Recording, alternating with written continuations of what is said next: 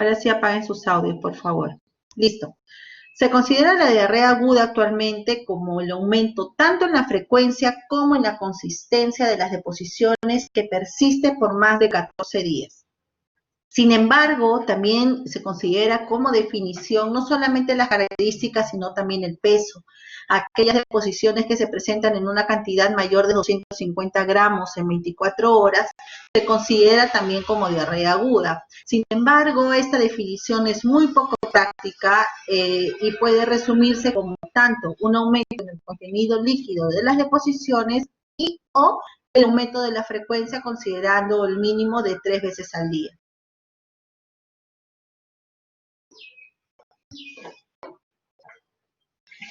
¿No me están logrando escuchar? Yo tengo acá como buena captación de audio. ¿Me confirman, por favor? Sí, se le escucha bien. Doctora, sí se le escucha bien. Ah, ok, perfecto. Gracias. Gracias. De repente es su señal. Listo. Continuamos. Hay que considerar dentro de la clasificación de las diarreas no solamente las características, sino también los mecanismos por los cuales se producen las diarreas. Y dentro de eso, lo más frecuente que consideramos es el mecanismo de producción, de cómo se produce. Dentro de ellos tenemos 3 clasificaciones, 3 consideraciones. La diarrea osmótica, la diarrea secretora y la diarrea inflamatoria. La diarrea osmótica se está comportando principalmente por la presencia de sustancias no absorbibles a nivel del lumen intestinal. Y esto principalmente dado por lactulosa, sorbitol, lactosa en aquellos pacientes de que son intolerantes o en algunos otros casos. Como, digamos, una definición simple, cuando nosotros hablamos de una diarrea osmótica, ósmolis, que absorbe, que jala líquido del intravascular y eso es lo que produce las diarreas. Es como en el caso, por ejemplo, cuando consumen la lactulosa. La función de la lactulosa, que principalmente es un absorbente, jala agua y hidrata las deposiciones y por eso es que conlleva a las deposiciones líquidas, ¿no? En el caso de la secretora es una diarrea que se produce de forma secundaria, pero es principalmente a la formación de toxinas bacterianas que mayormente están relacionados ya a procesos infecciosos, que esto va a conllevar a la disminución de la absorción o aumento de la secreción, no solamente de moco, de agua y detritus, que van a conllevar a la diarrea. Muy diferentes son las diarreas inflamatorias, donde la diarrea inflamatoria ya está denotando un daño a nivel de la mucosa por la misma inflamación o isquemia, y eso está relacionado a otros tipos de patógenos, que en este caso más frecuente como la shigella, o en algunos casos no infecciosos, como son en los casos de las enfermedades inflamatorias intestinales, caracterizados por crónico-colitis ulcerativa, o más infrecuente en la colitis isquémica.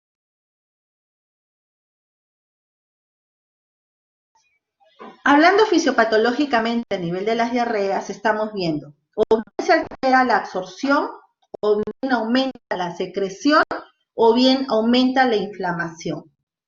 Eso me va a diferenciar las diarreas tanto osmótica, secretora e inflamatoria.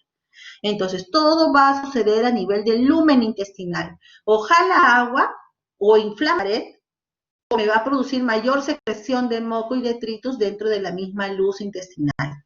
Y eso es dentro de la fisiopatología más frecuente y más común y más básica para poder diferenciarlo, y es muy importante poder clasificarlo de esa manera porque de acuerdo al tipo de diarrea que yo estoy sospechando son los probables agentes etiológicos que me están ocasionando la diarrea y que me pueden conllevar a direccionar el manejo en esos pacientes. Dentro de la etiología de la diarrea, como les he mencionado, hay cuadros, digámoslo que lo vamos a dividir en 2 grandes grupos, los procesos infecciosos y no infecciosos. Dentro de la etiología más frecuente están los microorganismos que pueden causar la diarrea, y dentro de estos pueden llevarse por 2 tipos de mecanismos, o porque hipersecretan por acción de las toxinas que se forman a nivel del enterocito, o porque invaden. Entonces, por una parte, estos microorganismos lo que pueden producir es la producción de ciertas toxinas que me van a hacer la liberación y van a jalar más sodio, agua, van a jalar más detritus o van a invadir, van a dañar, van a esfacelar la mucosa con pérdida de la sustancia y daño histológico a nivel de la mucosa. Y esto es lo que va a ocasionar una alteración no solamente en la composición de las deposiciones, sino también a nivel de la absorción. Y esto va a conllevar a un aumento de la osmolaridad luminal y, por ende, si hay un daño y una esfacelación, hay un trauma a nivel de la mucosa, lo que puede llevar es a la presencia de sangre en las deposiciones. Por eso que es muy importante que cuando nosotros entrevistemos un paciente seamos muy específicos en poder tipificar bien las características de las deposiciones, si tiene moco, si tiene sangre, si son acuosas, si tiene, si flotan, si es que tiene presencia de grasa. Es muy importante que ustedes abunden en esa información. Cuando nosotros tenemos diarrea, debemos de pensar que las diarreas no solo pueden ser ocasionadas por un daño a nivel de colon, sino también pueden ser ocasionados por daños a nivel de intestino delgado. Todo eso va a depender por el daño fisiopatológico que conlleve. Es así que lo más frecuente de daño a nivel intestinal se van a producir por enterotoxinas. Dentro de ellas, lo más frecuente, el cólera o enteropatogénicos como el coli, el rotavirus, la giardia, estrongiloides, etcétera. Lo que van a ocasionar son es un mecanismo enterotoxigénico con un daño a nivel de la absorción por vellosidades intestinales delgadas, ¿no? Pero son de tipo no inflamatoria, o sea, no me invaden la mucosa, me dañan las vellosidades, más no me ocasionan inflamación en la mucosa, por lo tanto yo no voy a ver moco, no voy a ver sangre en esas deposiciones. Otros tipos de bacterias que yo voy a tener son las que colonizan a nivel ileocolónico, ¿no? Por ejemplo, la Shigella, la Salmonella, la Yersinia, algunas, la Escherichia coli enteroinvasiva y otras más que lo que van a producir más bien es invasión. Y si produce invasión, como les he estado mencionando y recalcando, van a producir un daño de la mucosa. Y si producen un daño en la mucosa, por lo tanto, van a producir inflamación. Y si hay inflamación, puede haber moco y puede haber sangre. En el caso de aquellos pacientes que pueden tener una infección enterogresiva, por ejemplo, por Escherichia coli, tiende a producir una respuesta inflamatoria, pero que principalmente causa secreción de moco, más no sangre. Entonces, va a depender del tipo de características de las deposiciones, la idea que nosotros no podamos hacer de qué tipo o grupo de bacterias pueden estar actuando y a qué nivel pueden estar invadiendo. Nuevamente, como les mencionaba y les recalco, las etiologías de la diarrea, si bien es cierto, lo más frecuente es lo infeccioso, pero dentro de lo infeccioso pueden ser bacterianos, pueden ser virales, como pueden ser parasitarios, y dentro de ellos los grupos como están señalados aquí.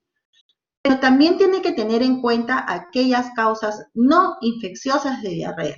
Dentro de ellos hay algunos fármacos, por ejemplo, el uso crónico de metronidazol o ciprofloxacino, por ejemplo, el uso de lactulosa persistente a dosis no adecuadas que pueden producir una diarrea de tipo osmótica.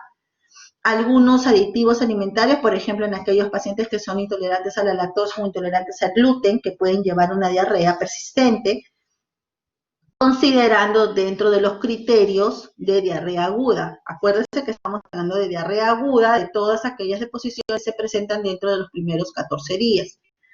Como aquellas otras causas más frecuentes como tóxicos, colitis isquémica, enfermedad inflamatoria intestinal, que es una patología que anteriormente se veía mucho en países caucásicos o anglosajones, pero que actualmente ya lo estamos diagnosticando y teniendo con más frecuencia en nuestro medio. También relacionado a otras patologías de diarrea, como por ejemplo inflamaciones pélvicas, impactaciones fecales, o hasta las diarreas por estrés, ¿no? Que son las manifestaciones del síndrome intestino irritable tipo diarrea, ¿no? Entonces son diagnósticos etiológicos dentro de lo más frecuente a los menos frecuentes y los diferenciales que tenemos que tener en cuenta para estos casos.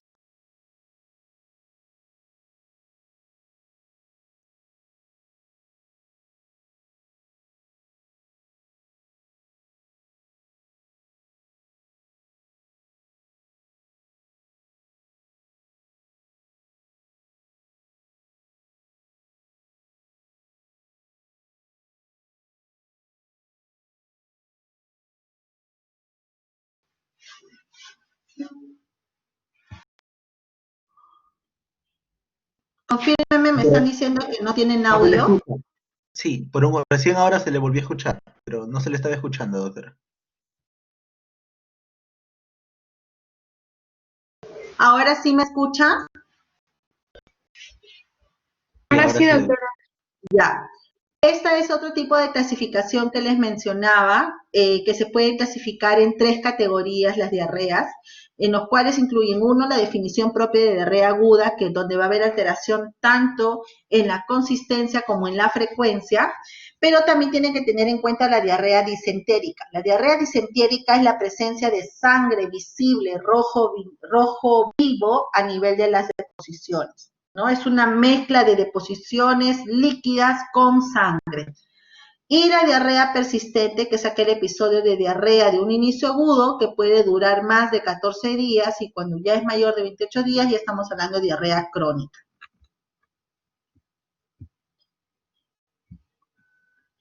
Entonces, viendo las definiciones, clasificaciones y agentes etiológicos, vamos a poder hacer una buena evaluación inicial al paciente, donde nos va a permitir evaluar no solamente la historia clínica del paciente, sino también evaluar la severidad de la enfermedad, la magnitud de las complicaciones propias de la diarrea, que la principal causa por el cual el paciente llega a la emergencia es por deshidratación. Y eso es lo que puede llevar a la severidad del cuadro. Identificar las causas probables en base a la anamnesis y a los hallazgos clínicos del paciente, incluyendo las características de las deposiciones. Estas deposiciones ustedes siempre tienen que ahondar en la información. ¿Desde cuándo está con diarrea? ¿Cuántas deposiciones está haciendo por día? ¿Qué consistencia tienen las deposiciones? Tus deposiciones tienen moco, tienen sangre, son totalmente acuosas, son aceitosas, grasosas, tienen detritos, tienen filamentos o restos enteros de los alimentos. Son diarreas que vienen precedidas o no de dolor, se asocia a dolor abdominal o no, tiene fiebre, náuseas, vómitos. Entonces ustedes tienen que ahondar mucho más en la entrevista de una forma rápida, concisa, dirigir la entrevista para que podamos tener un diagnóstico rápido del cuadro, pero también un manejo rápido. Estos pacientes, principalmente los pacientes de riesgo, los adultos mayores y los niños, pues se suelen deshidratar. Rápidamente, poder indagar acerca de los antecedentes, tener en cuenta si es que estos pacientes es consumidor de algún medicamento que pueda llevar a la diarrea o que esté consumiendo un nuevo medicamento o producto que pueda conllevar a la diarrea. Si es que tiene algún antecedente de importancia que pueda condicionar diarrea, por ejemplo, el paciente ya tiene antecedente de enfermedad inflamatoria intestinal y viene por un cuadro de diarrea, yo no lo voy a catalogar como una diarrea aguda común y corriente, tengo que pensar un poquito más que puede ser una reactivación de la enfermedad. Entonces, es importante que podamos sacar los antecedentes del paciente. Y dentro del examen físico, de forma rápida, lo que tengo que considerar. En el caso de niños es importante el peso. En los casos de los adultos, ver la presión arterial, el pulso, frecuencia cardíaca, la temperatura, ¿no? Para poder identificar en esos pacientes si es que hay algún signo de trastorno hemodinâmico secundario, la hipovolemia ocasionada por la diarrea. Cuando nosotros hacemos una evaluación inicial de estos episodios para determinar si es que el paciente tiene algún grado de deshidratación, se usa un método práctico que es el método de DACA, que me va a permitir a mí poder clasificar a este paciente en qué grado de deshidratación está para poder yo aplicar un plan de manejo en estos pacientes de acuerdo a la severidad. Donde en mi examen físico yo tengo que afianzar cómo está el paciente. ¿Está totalmente despierto, lúcido, orientado, o está hipoactivo, está somnoliento, o está irritable, está demasiado ansioso? Son estados generales del paciente que me van a decir a mí, o está muy irritado por la diarrea o está muy letárgico por la deshidratación. Si los ojos están normales, si los párpados están hundidos o no, si la boca está seca, si es que está hidratada, si es que el paciente tiene demasiada sed o no tiene sed, o si es incapaz de beber cuando ya el paciente está en un grado de deshidratación marcada, si los pulsos son normales o son intensos, taquicárdicos, cuando hay el inicio de un choque hipovolémico, o cuando el paciente tiene los pulsos débiles, cuando ya está bajando mucho el volumen. La turgidez de la piel se ve, lo podemos evaluar en niños, pero también en ancianos. Recuerden que los ancianos tienen una piel muy delgada y suele notarse más frecuente la turgidez en ellos cuando está reducida en los casos de deshidratación. Cuando nosotros tenemos ya una evaluación inicial, vemos el estado hemodinámico del paciente, lo evaluamos clínicamente y este paciente determinamos que el paciente no tiene signos de deshidratación, tiene funciones vitales estables y está con un periodo de diarrea asociado probablemente a un proceso infeccioso, no hay necesario una hidratación o no hay signos de deshidratación, entonces este paciente yo le puedo indicar una hidratación bioral. Pero si el paciente tiene signos de deshidratación, de trastorno hemodinámico, de repente está hipotenso, taquicárdico, está con demasiados signos de hipovolemia, como sequedad de la boca, turgidez disminuida, entonces yo tengo que empezar una hidratación. Ahora, ¿cómo lo hidrato a este paciente? Va a depender de su tolerancia oral. Si el paciente tiene una tolerancia oral, no hay náuseas, no hay vómitos, la mejor forma de hidratar es vía oral, con sueros de rehidratación oral. Pero si el paciente no tolera la vía oral y es un paciente que está con muchas náuseas o está con signos de deshidratación o de hipovolemia, tengo que colocar sus vías periféricas e hidratación endovenosa para hasta que el paciente se estabilice. Los principales síntomas de la diarrea van en función muchas veces de la etiología. Considerando que las diarreas agudas la mayoría de veces son infecciosas, pues el paciente va a presentar fiebre, puede presentar náuseas, vómitos y en algunos casos incluso puede presentar deposiciones sanguinolentas, como en el caso de las diarreas de los patógenos invasivos que van a producir citotoxinas e invasión de la mucosa, que incluso me pueden denotar reacción inflamatoria en heces positivas dentro de mi plan de trabajo que yo pido de forma rápida en ese pacientes. Entonces, el tema es poder identificar clínicamente quiénes pueden tener una diarrea aguda, simple o viral, y quiénes pueden tener una diarrea aguda, enterotóxica, que le puede condicionar manifestaciones sistémicas. En quienes ahundo más en el estudio, cuando el paciente tiene intolerancia oral, cuando el paciente tiene muchas náuseas, vómitos con fiebre persistente, en ese paciente yo hago más estudios. No es que todo el paciente que llega a la emergencia, yo le voy a pedir hemograma, reacción inflamatoria en heces, le voy a pedir citotoxinas, cultivos, no.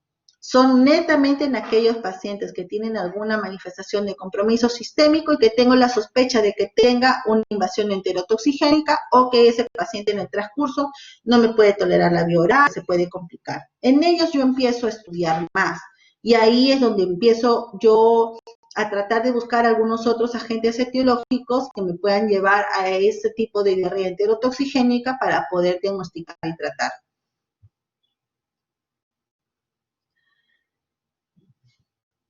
Es importante también tener en cuenta que algunos agentes patógenos están relacionados a algunas características clínicas de las manifestaciones de estas diarreas, ¿no?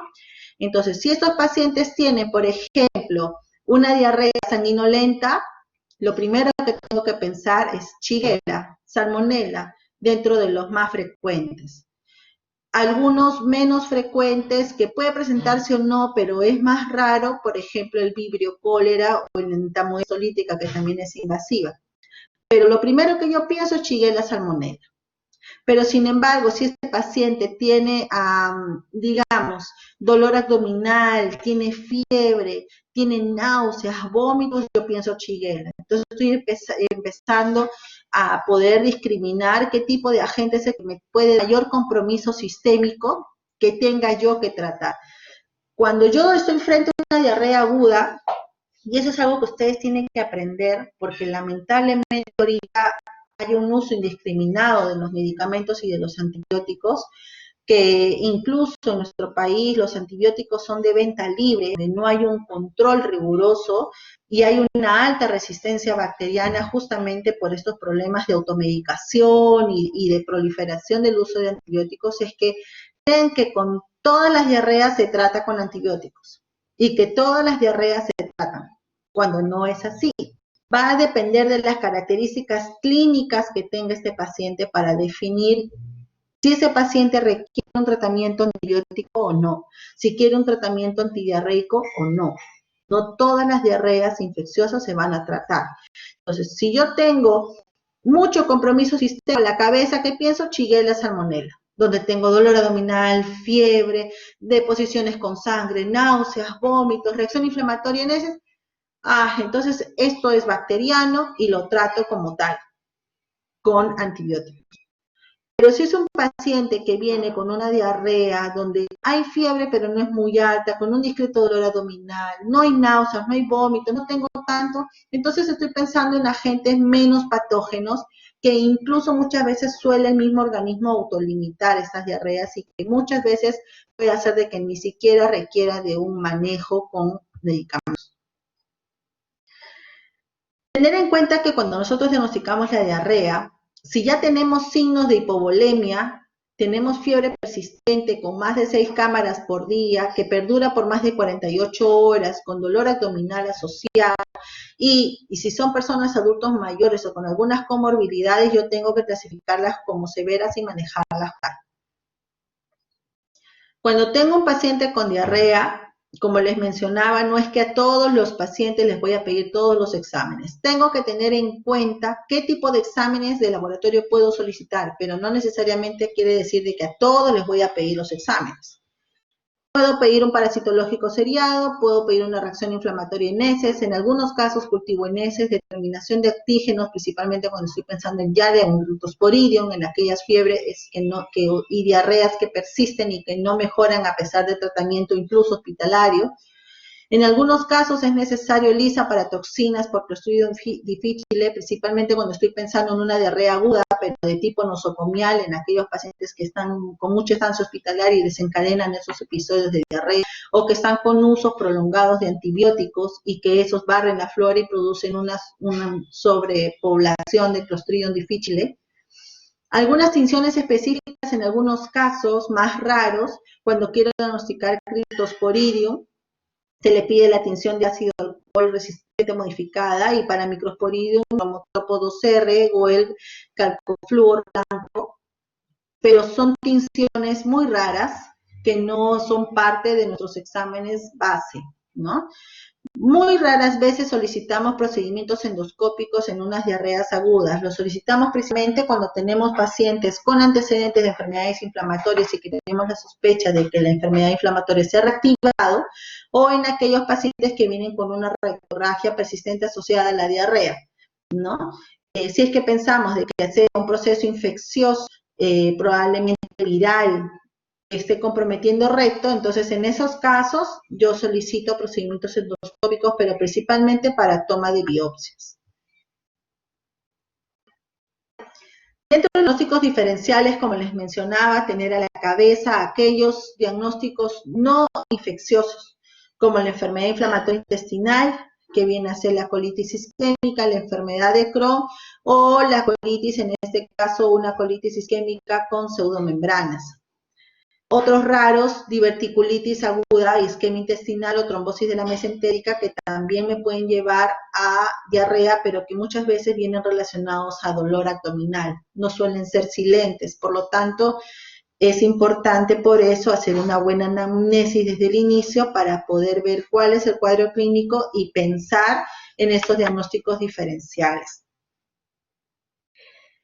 Nuevamente, cuando ya tenemos en mente el diagnóstico de diarrea, evaluamos al paciente, es una diarrea aguda, clasifico a la paciente cuál es la severidad de esa diarrea, entonces tengo que tratarla.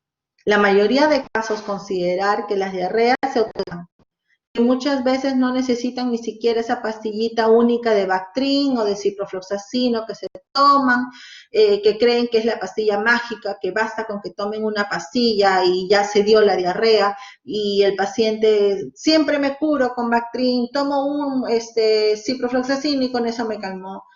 Esas son las diarreas que nunca se debieron de tratar, porque no existe pastilla mágica, son simplemente diarreas que pasan por desapercibidos, no infecciosas, muchas veces son simplemente una toxicidad o algo que ingirió, que estaba contaminado y el mismo organismo lo expulsa, porque acuérdense que la diarrea no es más que un mecanismo de defensa del organismo para poder expulsar alguna noxa que puede ser incluyendo una bacteria o un virus que lo ingirió con algún alimento y simplemente lo va a expulsar, que en algún momento puede generar algunas toxinas que puedan generar todas esas manifestaciones sistémicas, pero mayormente se autolimitan y no necesitan mayor tratamiento. Solamente en los casos que presente diarrea, ¿qué hacemos? Hidratamos. ¿Está perdiendo agua? Pues le doy agua. ¿Está perdiendo sales? Pues le recupero con sales, con sueros de rehidratación oral, que ahorita hay muchos en el mercado, muy conocidos y bien validados, que el paciente fácilmente lo puede tolerar sin necesidad de tener que llegar a una emergencia, porque normalmente llegan a la emergencia, ¿por qué? Por deshidratación o porque no toleran. Si tolera ese paciente la vía oral, pues démosle hidratación vía oral. Desde lo más sencillo, una panetela hecha en casa, hasta lo más barato, que es el suero de la posta del Ministerio de Salud, hasta lo un poquito más costoso, que son los sueros ya preparados, que hay muchos en el mercado que sirven como hidratantes. Adicionalmente a eso, tenemos que tener medidas higiénico-dietéticas bien claras, porque hay que orientar al paciente de que por algo que ha sido, pensando en las infecciones, en las diarreas infecciosas, que debe haber adquirido ese agente patógeno de alguna manera. Y por lo tanto tiene que mejorar sus medidas de higiene, su lavado de manos, su buen lavado de sus utensilios y de sus útiles que vaya a utilizar en la cocina para que no vuelva a infectarse la persona ni tampoco infecte a alguien de la familia. Pero dentro del tratamiento también hay algunos medicamentos que lo podemos utilizar, pero en casos específicos. Por ejemplo, aquellos que son inhibidores de la encefalinasa intestinal, como el rasecadrotilo. El rasecadrotilo es un antibiótico que actúa netamente a nivel de la luz del intestino. Es un promedicamento que se hidroliza rápidamente y se transforma en un metabolito activo, que es el tiorfano, cuyo efecto inhibidor a nivel de la encefalinasa prolonga la acción fisiológica de estas encefalinas endógenas, por lo tanto reduce la secreción de agua y electrolitos a nivel de la luz intestinal. Este tipo de antibiótico intestinal lo que va a producir es indicado en aquellos pacientes que tienen diarrea acuosa abundante. En aquellos pacientes, por ejemplo, que tienen 3 a 4 deposiciones por día, no está indicado este tipo de medicamento, porque tiene su efecto más que nada en las diarreas de gran volumen. No se indica en todo tipo de diarrea, solamente en aquellas de gran volumen y que tenemos sospecha de que sea una infección bacteriana. Aquí viene también la otra disyuntiva, el otro problema que siempre sucede, que todo paciente que tiene diarrea inmediatamente corre a comprarse un antidiarreico. Y muchos médicos, aunque les suene increíble, también indican antidiarreicos. Los usos de los antidiarreicos tienen sus indicaciones, ¿no? Son considerados como agentes antiperistálticos, pero deben ser utilizados principalmente en aquellas diarreas del viajero leve a moderada que tenemos la sospecha que no sea infecciosa. Su mecanismo de acción principalmente va a ser porque inhibe la peristalsis intestinal. Y al inhibir la peristalsis intestinal va a disminuir la eliminación de las deposiciones que las tenemos poder tener ahí retenidas. No se usa en aquellas diarreas que son sanguinolentas. ¿Por qué? Porque en aquellas diarreas sanguinolentas hemos visto de que son principalmente por agentes enterotoxigénicos y estamos pensando que es infeccioso. Por lo tanto, reitero que no se indica en procesos infecciosos. Otros productos que sí se pueden utilizar como para ayudar al paciente a que pueda sobrellevar un poco más rápido y pueda recuperarse de los procesos diarreicos son los usos de los agentes antisecretores. Dentro de ellos, por ejemplo, estaba, como mencionábamos, el racecabrilo, pero también viene el otro caso que es el bismuto.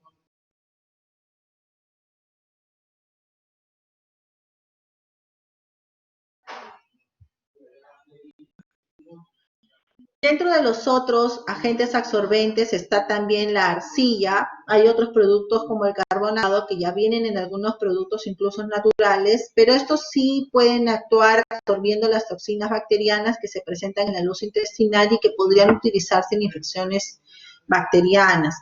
Pero las sales de bismuto, que era lo otro que les estaba mencionando, principalmente lo que van a producir es que esas deposiciones se compacten, se formen y disminuyan los procesos de diarrea. Entonces, en aquellos pacientes, así sean diarreas infecciosas, yo lo puedo ayudar con el bismuto para que pueda formar esas deposiciones y disminuya esa incomodidad de estar evacuando muchas veces, ¿no?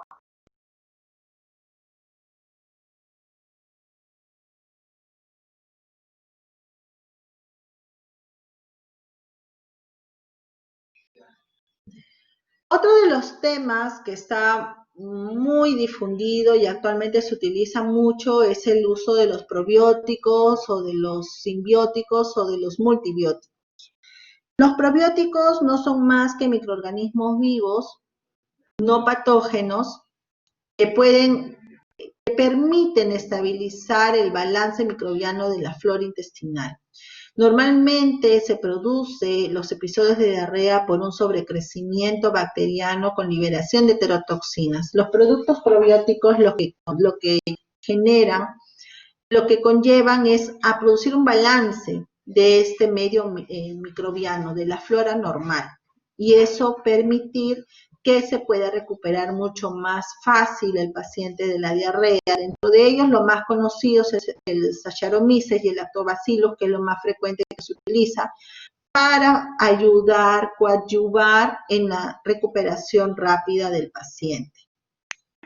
Consideremos que el producto probiótico no es el antibiótico, es simplemente un estabilizador de la flora bacteriana intestinal.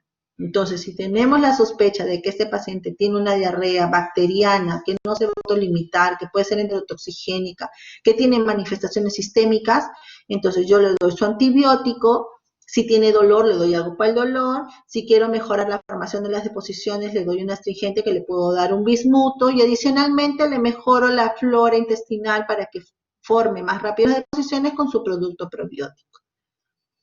No todos los microorganismos se tratan igual, va a depender de la sospecha de microorganismo que yo tenga para yo poder tratar. Si bien es cierto, el sulfametosazol con trimetoprim, el ciprofloxacino es la más frecuente, pero no necesariamente se tengan que usar en todos los casos. Y tampoco es el hecho de que tenga diarrea y a todas las diarreas voy a buscarle el agente etiológico, voy a hacer cultivo, voy a buscar la cepa que esté implicada. No, basta con el cuadro clínico que yo tenga, en el cual me indique clínicamente el tipo de toxina que puede estar ocasionando esta diarrea para que yo me vea en la necesidad de usar tal o cual antibiótico dependiendo del cuadro clínico, de las reacciones alérgicas, de los antecedentes del paciente. Tienen acá toda la gama de microorganismos con los tipos de características clínicas que presentan los tipos de diarrea, para que ustedes puedan determinar qué tipo de tratamiento es el que van a llevar. Normalmente la mayoría de diarreas, nuevamente les indico, se autolimitan. Si no tiene manifestaciones sistémicas, Normalmente solo con dieta, con medidas higiénico-dietéticas y con hidratación suelen autolimitarse. Pero si la diarrea persiste, tiene manifestaciones sistémicas, puede llevar a deshidratación o puede tener fiebre persistente, entonces en esos casos yo trato la diarrea pensando que es una diarrea infecciosa ya con antibióticos para poder cortar el proceso infeccioso. Más de los agentes etiológicos, entonces, en resumen, dentro de este flujograma, cuando yo tengo un episodio de diarrea aguda, estoy pensando que es una diarrea, son deposiciones que han aumentado en volumen, en frecuencia, y que está presente dentro de los primeros 14 días. Entonces, si un paciente me viene con esa historia, yo lo primero que tengo que hacer es diferenciar. ¿Esta es una diarrea infecciosa o es una diarrea no infecciosa?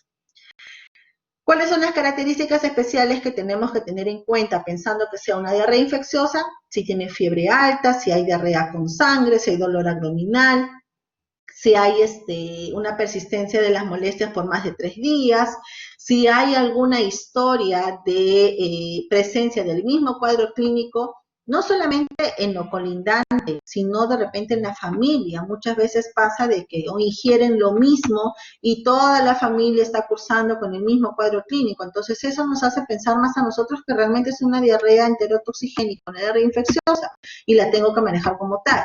Pero también tengo que tener en cuenta aquellos pacientes inmunosuprimidos, aquellos pacientes oncológicos, pacientes con VIH, son pacientes que fácilmente pueden colonizar las bacterias y producir estas diarreas bacterianas. Si yo pienso que es una diarrea infecciosa, hago mi estudio diagnóstico guiado por la clínica de acuerdo a mi sospecha, pidiendo lo más básico, ¿no? Puedo pedir un hemograma si quiero definir si ese paciente está con criterios de sepsis o no, dependiendo de las manifestaciones clínicas del paciente, y pido una reacción inflamatoria en heces.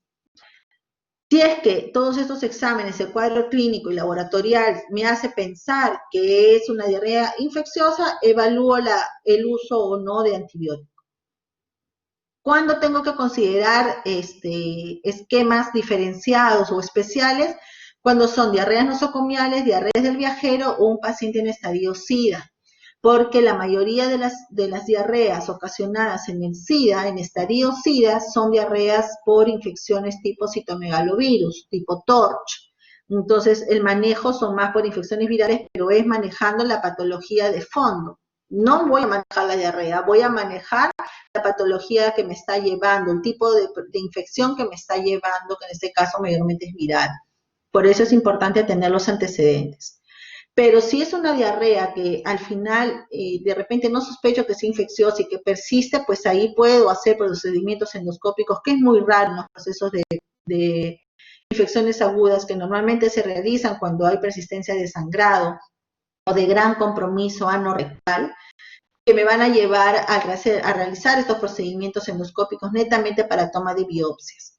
Pero si yo, dentro de mi planteamiento diagnóstico, presumo que no es una diarrea infecciosa, simplemente doy tratamientos sintomáticos. Si el paciente resuelve, a su casa. Si el paciente persiste, reevalúo e inicio pruebas diagnósticas laboratoriales para poder determinar el agente etiológico. Dentro de esos, a veces es necesario el coprocultivo e incluso una proctoscopia. Pero si el paciente estoy pensando que sea una diarrea no infecciosa, tenemos que empezar a buscar a los diagnósticos diferenciales.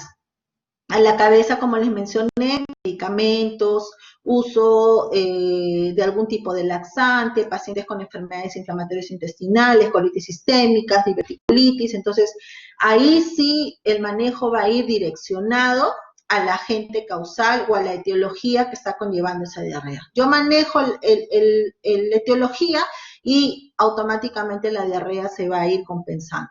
Por eso es importante que todo paciente que ingresa por diarrea, ustedes ahunden mucho en el examen físico, ahunden mucho en la anamnesis, dirijan muy bien toda la entrevista a lo que ustedes quieren buscar. Características de las deposiciones, asociado a qué las deposiciones, qué manifestaciones clínicas tiene ese paciente al examen físico para que ustedes puedan llegar a un diagnóstico presuntivo, si es infeccioso o no, y de acuerdo a eso ustedes dirijan no solamente el estudio, sino también el manejo en estos pacientes. Bien, ¿tienen hasta ahí? Por favor, me hacen saber si tienen alguna duda, alguna pregunta con respecto a diarrea aguda. Diarrea aguda en general es un diagnóstico no solo gastroenterológico, lo ve desde el médico general hasta cualquier especialista, hasta los mismos, la misma familia presenta estos cuadros. Entonces, creo que el mensaje más importante de la casa que ustedes tienen que llevar, que no todas las diarreas agudas son infecciosas y no todas las diarreas agudas se tratan con antibióticos. Eso creo que es el mensaje más importante que ustedes tienen que saber.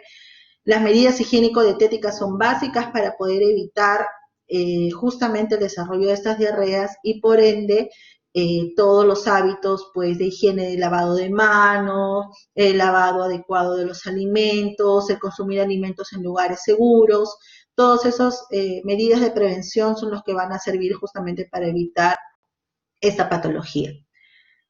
Si tuvieran alguna duda, alguna pregunta, por favor, chicos, le escriben o abren su audio. Ilan, dime.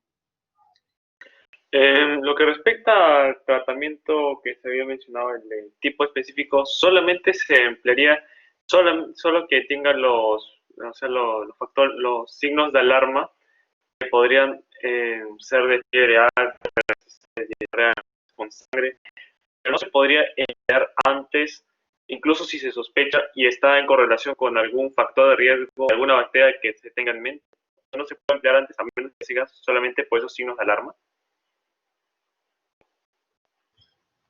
Todos los que tengan pacientes factores de riesgo, ¿como qué tipo?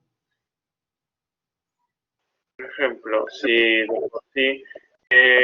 algunos como la Shigella, que a veces se menciona de que esta se puede transmitir por vía sexual y luego, después de un tiempo, empieza a presentar la diarrea. Entonces no le puedo tratar para una diarrea causada por Shigella, solo tengo que ver si se empeora para eso.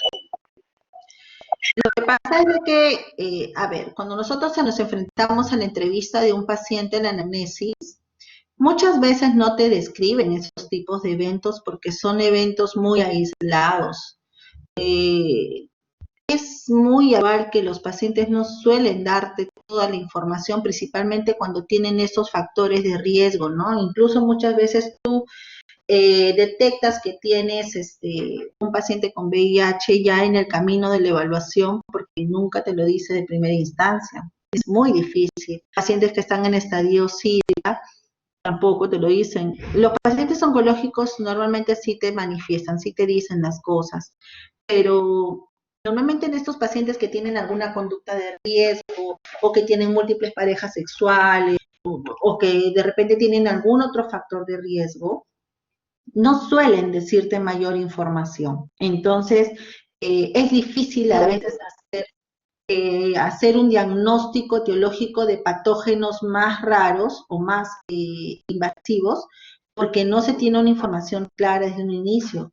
Y cuando son pacientes que tienen algún factor de riesgo, como esos casos, suelen esos pacientes normalmente por su compromiso, porque ya tienen cierta inmunosupresión, digamos en patologías de fondo, suelen ser diarreas de no fácil manejo y mayormente se manejan hospitalizados y cuando se empiezan a hacer recién más estudios es cuando recién se detecta. No todo paciente que llega con diarrea se va a tratar de frente pensando que pudiera ser una chiguera. Si te dan información desde un inicio, bacán, a buena hora, porque ya te informó. Y de ahí tú puedes presumir el agente etiológico, pero es bien difícil de que te den esa información desde un inicio. Normalmente esos pacientes inmunosuprimidos o que están muy comprometidos suelen estar hospitalizados y ahí es cuando se hacen más estudios, ¿no? Fuera del hemograma, del examen de reacción inflamatoria en ese, se manda a cultivo y luego de 2 o 3 días al menos ya podemos detectar un patógeno para direccionar el tratamiento. Pero dentro de los esquemas de tratamiento están las sulfas, están las quinolonas, que tiende también a tratar la shigella, que tiende a tratar el clostridium en algunos casos, y que a la vez muchas veces maneja esos episodios y no requiere algún otro manejo y ya los exámenes auxiliares como el cultivo y eso ya pasaría como parte del estudio, pero ya el paciente ya se trató. ¿Alguna otra pregunta, chicos?